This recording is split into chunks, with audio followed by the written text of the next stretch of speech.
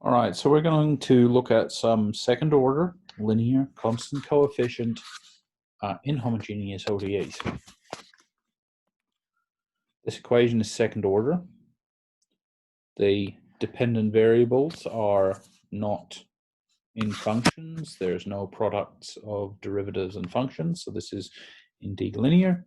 And all of these coefficients are constants. This is an inhomogeneous term. When we solve these problems, we make the hypothesis that y, the solution, is a combination of the solution of an associated homogeneous problem and the solution to a particular part, or the particular part of the solution. This homogeneous solution handles the intrinsic dynamics of the problem, and this particular part deals with the driving term. So let's start on our solution. We solve the associated homogeneous problem first.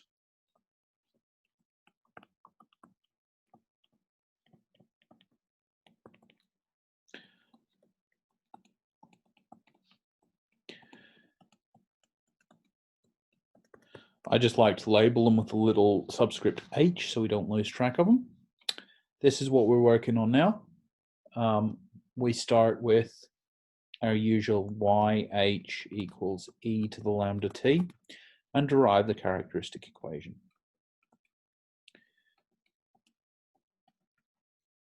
So this characteristic equation is the quadratic that lets us find the eigenvalues, lambda, that makes our solution work.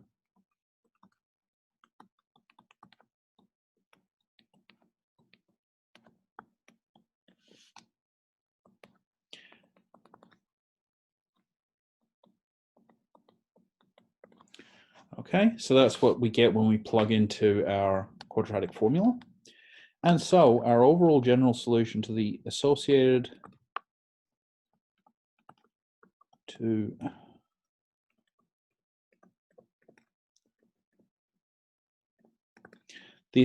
homogeneous problem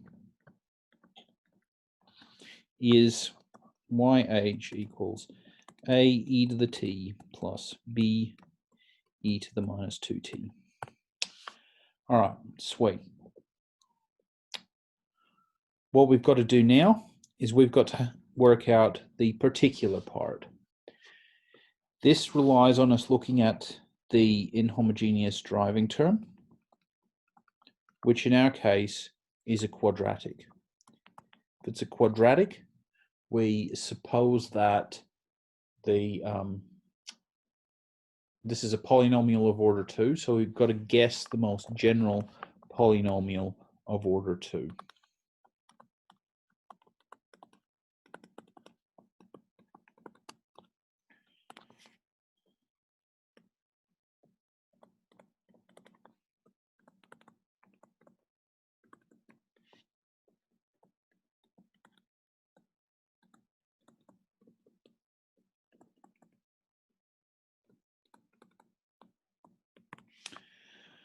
Okay, what we do now is we plug in our guess into the full problem. Now, I'm going to show you a bit of a shortcut.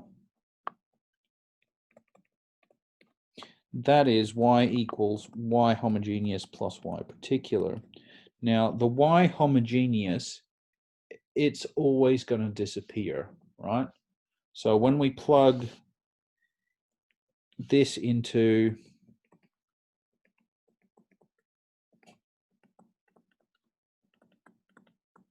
right, all of those terms involving yh are going to disappear.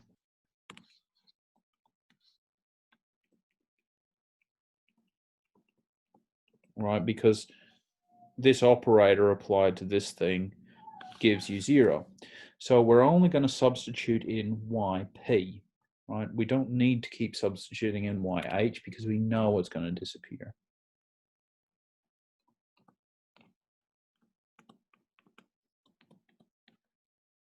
All right, so we've got this for sub only yp, because the yh disappears. We know that this is our yp, so we're going to need yp prime. Differentiate this with respect to t, that constant disappears. That's equal to c1. That derivative is equal to 2c2t. Yp double prime equals 2c2, right? Because that constant disappears.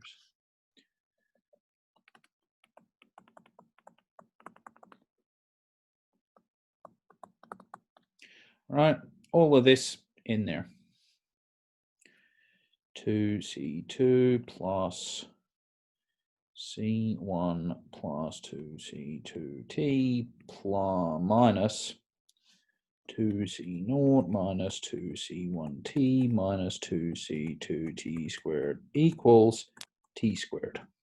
All right, that's what we get when we stick this in, and we remember that the homogeneous part's going to cancel. What we've got to do now is we've got to sort this out and equate like terms. So our like terms, we've got a 0t term on this side of the equation, and we've got a 0 constant term on the side of the equation.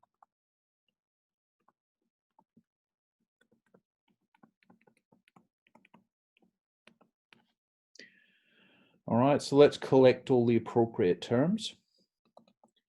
T squared minus 2c2 t squared equals t squared. T.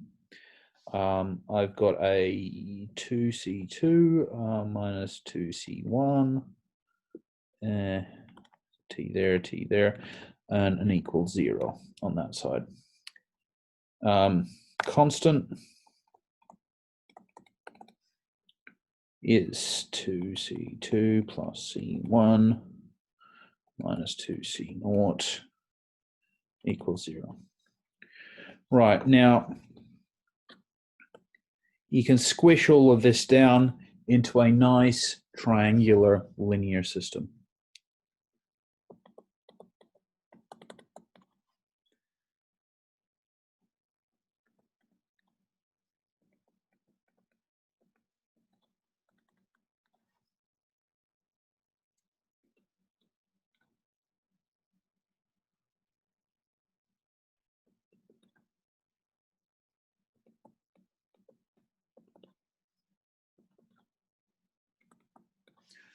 So this implies that C2 equals minus a half. We plug that in here and we find that, well, the 2's cancel, there's a minus sign, so when we pull it over, we're going to get C1 equals C2 equals minus a half. Right, when we plug into this, we're looking for C0. Adding these two up, we get minus 3 halves. So when we pull that over there, we're going to get 3 halves divided by minus 2 gives us minus 3/4. Okay, now that we've got this, we can reassemble our solution.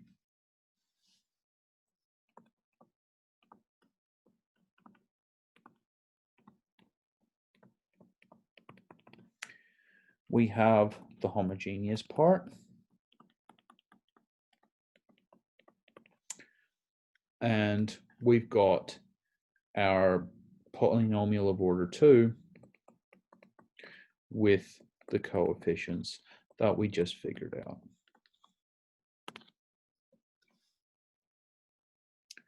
So that's the general solution to this problem. If we had some initial conditions, we would be able to plug them in and determine our constants of integration A and B, but this problem doesn't come with initial conditions, so we stop here.